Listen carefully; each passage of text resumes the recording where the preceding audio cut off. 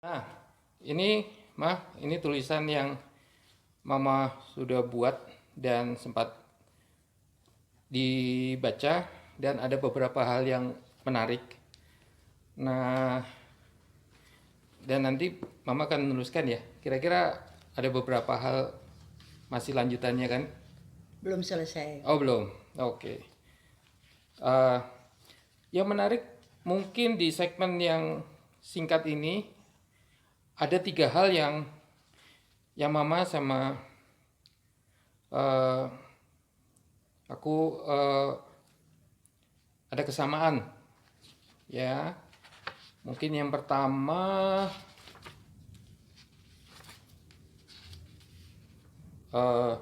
ini. Jadi ternyata Mama itu angkatan pertama untuk pembukaan FKIP Universitas Airlangga. Doktoral.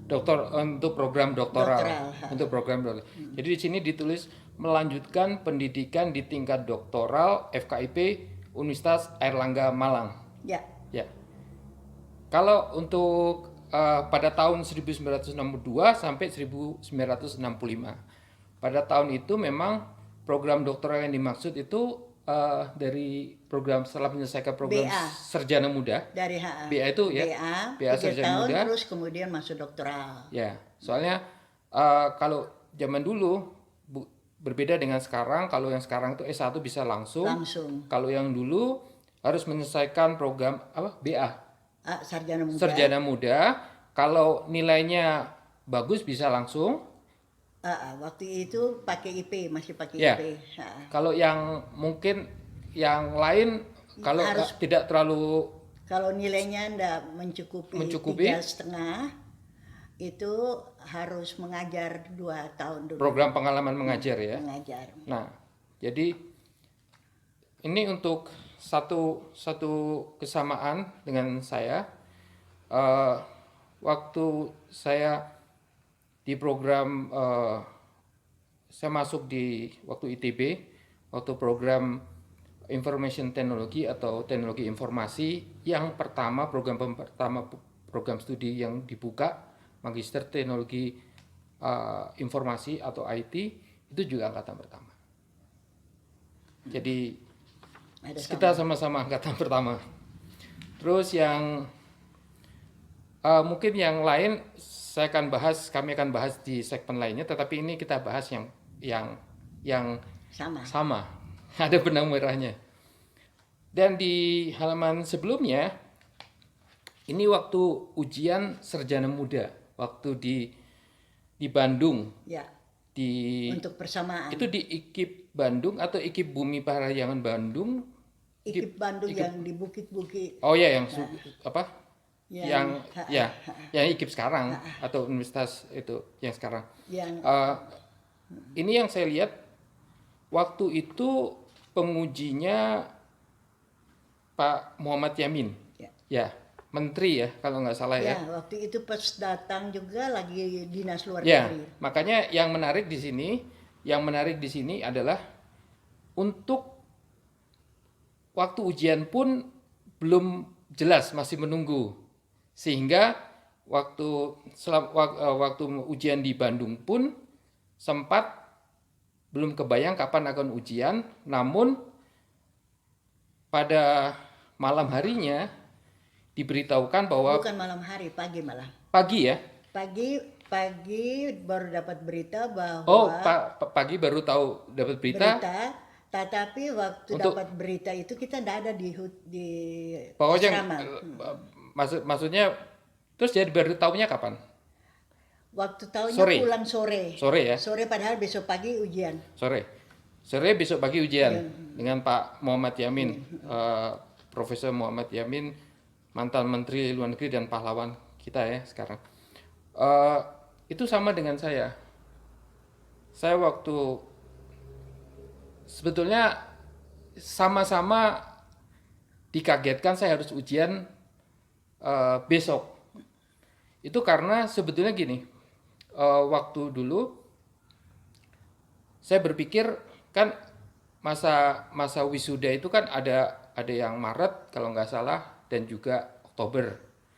Nah, karena saya berpikir waktu itu eh, karena Oktober mau nyantai-nyantai, ya saya ngejar Maret tahun depan, gitu kan. Jadi Maret tahun depan. Ternyata pada satu hari, karena seperti yang tadi saya ceritakan, saya masuk di program angkatan pertama waktu itu tahun 2000, dan waktu itu kalau eh, teman-teman ingat, pada tahun peralihan tahun 1999 ke 2000 itu kan ada kejadian Y2K yang berkaitan akhirnya booming IT. Nah, saya masuk di angkatan pertama itu. Nah, karena saya masuk di angkatan pertama, termasuk angkatan yang di apa namanya, didorong-dorong untuk menjadi, ya angkatan pertama berarti kan menjadi lulusan pertama. Menjadi contoh atau good start lah. Nah, namun pada waktu itu kan ya mungkin namanya tetap mahasiswa, saya merasa ya nyantai lah, masih ada waktu bulan Maret tahun depan, Maret tahun 2003 kalau nggak salah. Ya saya waktu Oktober 2002 ya saya lepas santai aja. Tetapi waktu itu karena memang dari pihak jurusan itu, karena itu akan program studi baru dan ada namanya board of thesis. Board of thesis itu ada dua doktor yang mengawasi untuk percepatan, kalau istilahnya percepatan, supaya kami punya persiapan untuk maju ujian itu terkontrol, maksudnya lebih teratur, lebih didorong, kalau bisa lebih lulus tepat waktu dan sebagainya. Nah, pas saya masih ingat, kalau nggak salah saya lupa itu pertengahan Oktober itu hari terakhir ujian dan hari terakhir pendaftaran wisuda untuk Oktober. Jadi ujian hari itu juga terakhir untuk bukan hari terakhir pendaftarannya itu besoknya, ya kan. Nah, saya ketemu dokter yang board thesis itu kan ada dua, dari teknik elektro, ada yang dari teknik informatika. Saya ketemu yang dokter atau sekarang udah jadi profesor di teknik elektro itu. Nah, dia langsung panggil saya terus menanyakan, Pak, ya apa, saya kan bertemu kan, terus dia langsung menanyakan saya kesiapan untuk ujian. Dan kebetulan karena adanya board of thesis itu, kemajuan atau progres kami waktu tesis itu dipantau. Jadi beliau merasa saya juga mampu untuk siap, tapi karena alasan mau santai, akhirnya saya menghindar-hindar terus kan, apalagi ujian kalau besok nggak mungkin lah. Jadi saya pikir tahun depan. Akhirnya saya nggak bisa nolak waktu itu. Saya bilang, tolong tanya ke panitia ujian, artinya apakah itu kan sebetulnya saya secara halus saya belum berani mengatakan saya nggak siap, tapi ataupun menolak ajakan dorongan itu kan. Terus waktu saat itu ditelepon langsung ke panitia itu, masih bisa, besok masih bisa ujian. Jadi pas jam 1 mungkin sama ya. Antara saya dapatnya sekitar siang jam 12 jam 1 itu. Sore pulang, sebenarnya sudah berita dari pagi. Kalau ya kita udah bahas dari poin 1 dan poin 2, masih ada satu lagi. Jadi masih ingat ya, kemarin poin yang pertama itu kita sama-sama masuk di program studi baru di mana kita angkatan pertama. Terus yang kedua, masih ingat nggak itu apa, mempunyai waktu untuk persiapan ujian itu 1 hari atau mepet sehari, atau ya nggak sampai sehari ya. Artinya pas sore malamnya praktis untuk persiapan. Dan saya juga masih ingat, saya baca di sini Mama sempat bilang waktu itu untuk apa itu, membaca apa yang mau dipelajari karena waktu saking mepet itu. Gimana ceritanya? Jadi waktu itu tidak ada sempat untuk membaca, sehingga kita berkumpul lalu diskusi saja, saling tanya pertanyaan apa yang muncul itu yang. Menyentuh buku pun enggak? Enggak. Tidak sempat karena tidak sempat atau ini tidak sempat karena pikir bahannya agak banyak. terlalu banyak. Bahannya terlalu banyak. Jadi keputusannya ambil untuk belajar diskusi ya, gitu. Diskusi dan terutama bagian-bagian yang sulit. Itu yang kita diskusikan. Artinya kalau efektif juga ya. Kalau ada pertanyaan seperti ini itu jawabannya seperti apa. Menarik. Waktu itu karena memang pas ujian yang mengalami informasi untuk ujian mendadak itu atau pemberitahuan yang tiba-tiba itu pas ada berapa orang? 5 orang, 4 orang jadi grup diskusi. Waktu itu belum mulai ujiannya belum ya, mulai. Maksud saya yang akan ujian besok itu yang saat persiapan yang waktu serba terbatas yang itu sudah ada yang diskusi 5 orang, yang lainnya masih dalam perjalanan. Jadi efektif 5 orang ya.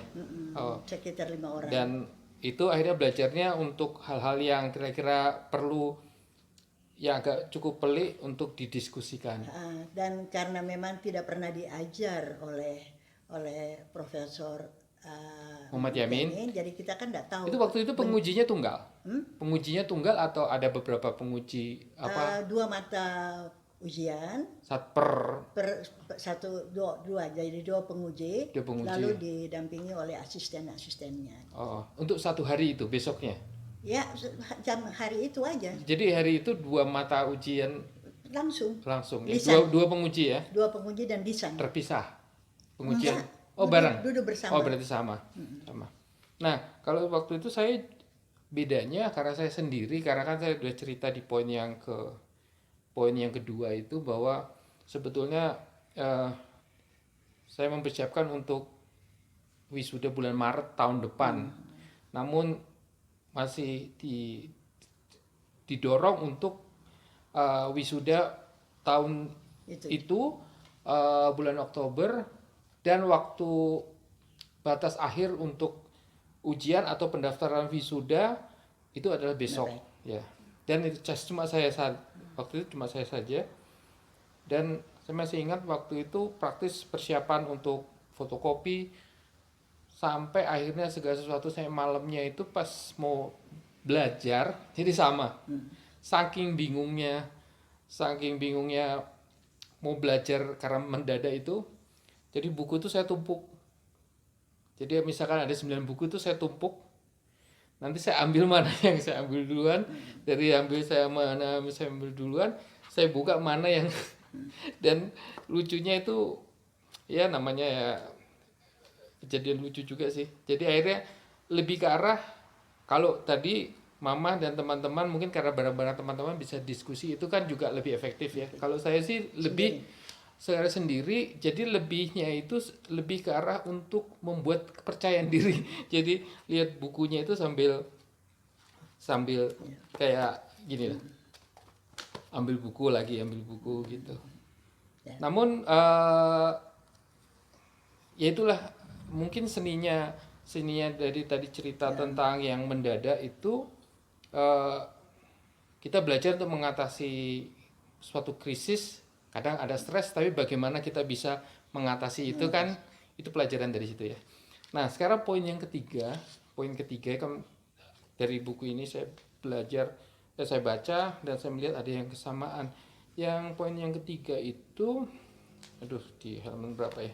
Pokoknya sempat saya lihat bahwa Mama hanya karena ada waktu itu kalau nggak ada nilai B, Mama bisa mencapai IP 4,0. Karena memang hasil IPK terakhir itu memang cum laude, tapi kalau tidak ada nilai B bisa 3,98. Itu karena ada nilai B ya. Nah, itu makanya kesamaan dengan, mau dibilang kesamaan atau pas mirip, saya juga sama. Jadi saya pas ujian itu, kalau Mama B itu ada B sehingga tidak bisa mencapai 4 mutlak atau 4.0. Kalau saya karena dapat B waktu ujian itu, saya nggak bisa cum laude.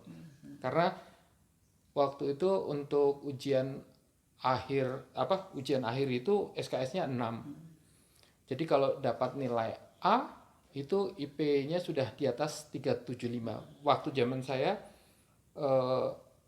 untuk persyaratan kumlot itu di atas melewati 3,75. Jadi mungkin kalau saya lihat, cuma mungkin akhirnya kalau lihat sekarang kayaknya sayang gitu ya, Mas.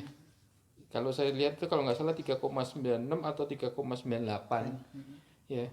Tapi mungkin kalau lihat dari, yaitu adalah bentuk proses kita yang kita harus hargai, artinya kita harus menerima ya sebagaimana adanya itu, ya kita anggap itu sebagai bagian dari, ya kekecewaan itu nggak ada, meskipun dalam hati kecil mama pernah ada kok sayang gitu ya, betul nggak? Ya. Sempat itu gitu. Ya, karena kepingin sebenarnya semua nanggung ya. Kalau saya bilang itu nanggung. Makanya saya juga sama. Saya waktu itu saya pikir, aduh kalau cuma waktu itu dapat A aja gitu kan. Kayaknya kelewat. Tapi ya itu kalau sekarang saya lihat ya, kalau saya lihat itu bagaimana kita menerima apa yang ya Tuhan udah kasih ya. Udah bersyukur. Tapi kan sebetulnya kalau dulu kan sempat ya kalau coba tinggal dikit aja gitu kan. Nah itulah. Tapi pelajarannya bagaimana kita bersyukur dan membuat segala sesuatunya itu jadi sharing yang menarik. Dan akhirnya kalau nggak salah IP 4,0 akhirnya terpecahkan ya. Saya benar nggak, sempat saya pernah dengar lulusan ada yang 4,0. Ada ya. Kan sebelumnya kan belum sampai kan? Belum. Cuma hampir, tapi ternyata ada, ya berarti makin lama dunia pendidikan diharapkan makin maju, terus kemudian pencapaian itu ya juga dimungkinkan ya. Mungkin itu mah. Jadi nanti dari sini itu baru pembuka. Baru pembuka. Nanti dari sini kita akan masuk ke segmen-segmen lain yang ceritanya lebih menarik, dan bukan hanya cerita yang lebih menarik, tapi sebetulnya pelajaran apa sih yang diperoleh, bisa kami yang muda-muda itu belajar dari pengalaman mama lewat cerita-cerita yang mama tulis. Karena sungguh saya sebagai putranya, kalau nggak membaca tulisan, banyak hal yang tulisan ini yang sebetulnya ibaratnya belum pernah saya dengar, baik secara langsung ataupun tidak langsung. Namun itulah pentingnya kita untuk menuangkan apa yang masih diingat. Ya, yang masih ingat. Artinya lebih ke arah mendokumentasikan. Karena dokumentasi ini selama ini akan terus ada gitu maksud saya. Ini akan terus ada dan menjadi berkat atau bermanfaat ke banyak orang, menjadi inspirasi dan sebagainya. Dan ini baru mulai ditulis ketika usia 80. Nah, di satu sisi Mama mulai umur sekarang menjelang ke 84. Namun terus masih produktif menulis, belajar, sharing dan sebagainya lewat sosial media, lewat konvensional menulis ataupun interview atau ngobrol-ngobrol seperti ini. Sehingga ada yang beberapa yang mungkin lupa persis tetapi masih ingat. Ya. Dan juga masih ada waktu karena di sini ada buku masih panjang, masih banyak yang bisa ditulis. Jadi kalaupun belum sempat tercover di halaman sebelumnya, bisa di sini. Dan ini juga bisa menjadi contoh atau inspirasi bagi kita semua. Jangan pernah untuk melewatkan masa lalu atau pengalaman kita, seberapa pengalaman itu, baik itu buruk ataupun pengalaman indah. Karena semua itu akan menjadi pelajaran bagi kita semua untuk menjadi dewasa, dan bukan hanya bagi kita yang menjalankan, tetapi orang lain itu menjadi inspirasi yang bermanfaat. Terima kasih Ma untuk sesi yang singkat. Nanti saksikan untuk segmen-segmen berikutnya.